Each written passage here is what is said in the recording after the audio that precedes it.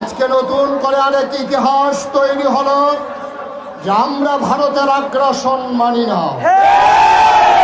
ছাত্র জনতা নতুন করে প্রমাণ করে দিল আগ্রাসনকে ঠেকাতে গিয়ে যেমন করে আবু সাইদ বাংলার পুলিশের সামনে তার বুক চিতিয়ে দাঁড়িয়েছিল, ওই ভারতের আগ্রাসনের বিরুদ্ধে দাঁড়াতে গিয়ে যদি বিএসএফ এর সামনে বুক পাতে দিতে হয়, বাংলার জনতা বুক পাতে দিতে রাজি আছে।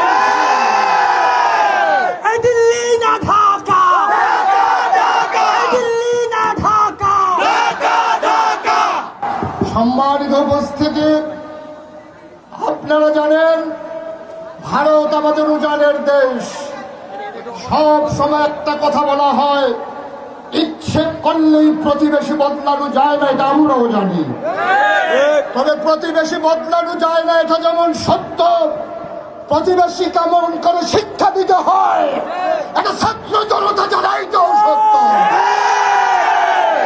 আমরা বৈষম্য বিরোধী ছাত্র আন্দোলনের বিজয়ের পরে খোদ এই কুমিল্লা শহরের রাজধানীতে, এই কুমিল্লা সিটি কর্পোরেশনের আওতায় যতগুলো মন্দির ছিল, আমার মাদ্রাসার ছাত্ররা, আমার স্কুল কলেজের ছাত্ররা সেদিন মন্দিরগুলো পাহারা দিয়ে দেখিয়ে দিয়েছিল কেমন করে যারা সংখ্যালঘু, যারা এই দেশের ভিতরে বাস করে, তাদের নিরাপত্তা কেমন করে বিধান করা লাগে মুসলমান সেদিন প্রমাণ দিয়েছিল।